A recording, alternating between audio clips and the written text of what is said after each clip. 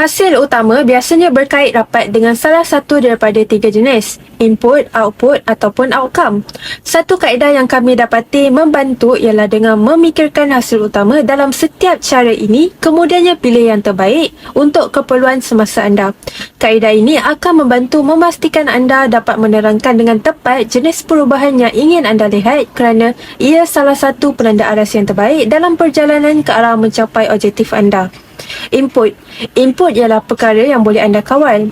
Bilangan kedai yang membuka pelancaran semula laman sesawang syarikat, mengurangkan berat komponen yang dihasilkan, ini semua adalah input. Contoh lain adalah, contoh 1, untuk memastikan calon kita dipilih, ketuk sekurang-kurangnya 10,000 pintu. Contoh 2, uji 3 kempen pemasaran untuk memperbaharui perkhidmatan pelanggan. Sesetengah ketua memberikan tumpuan kepada input. Mereka percaya bahawa jika input yang betul dihasilkan, hasil yang diinginkan akan menyusul. Pengeluaran ataupun output ialah kesan daripada input anda. Meningkatkan hasil jualan, mencapai penanda aras prestasi ataupun menarik bilangan peserta tertentu ke persidangan, ini semua adalah output. Contoh 1, untuk memastikan calon dipilih, dapatkan 20,000 orang yang komited untuk mengundinya. Contoh 2, capai kadar pembaharuan pelanggan melebihi 63%.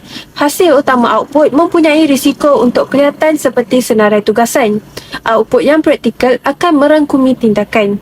Daripada contoh di atas, mendapat 20,000 undian komited menunjukkan bilangan input tertentu seperti jumlah bilangan sukarelawan yang diperlukan, bilangan acara kempen yang dianjurkan ataupun bilangan panggilan telefon yang dibuat.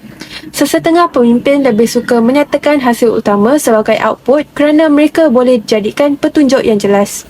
Julat hasil ataupun outcome adalah cara yang lebih spesifik untuk memikirkan output.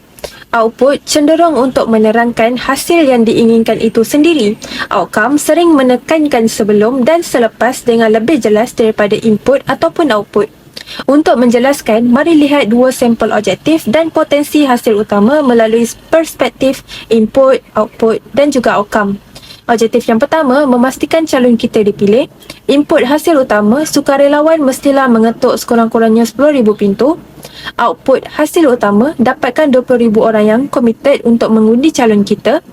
Dan outcome hasil utama adalah calon memenangi lebih banyak daerah berbanding pilihan raya sebelumnya. Contoh yang kedua adalah, objektifnya adalah pelanggan menghargai perkhidmatan kami. Input hasil utama adalah menjalankan 3 kempen pemasaran yang bertujuan untuk pembaharuan. Output hasil utama mencapai kadar pembaharuan sebanyak 67% dan outcome hasil utama meningkatkan kadar pembaharuan sebanyak 10%. Outcome biasanya lebih kompleks daripada output. Outcome yang baik menangani cabaran asas yang anda selesaikan secara lebih langsung daripada input ataupun output. Mencipta outcome yang cemerlang memerlukan masa untuk refleksi, tetapi perbincangan yang dicetuskan selalunya adalah yang paling kaya dan paling mendedahkan. Oleh itu, ianya dapat meningkatkan peluang kejayaan pasukan. Contohnya, contoh 1, sesebuah hospital mahukan reputasi sebagai yang terbaik di rantau ini untuk pembedahan ortopedik. Jadi ia menetapkan outcome untuk pembedahan lutut paling banyak selesai. Tetapi jika mereka mahu reputasi itu berdasarkan hasil yang terbaik, oleh itu hasil utama outcome yang lebih berkuasa adalah peratusan tertinggi orang yang boleh berjalan serta-merta selepas pembedahan.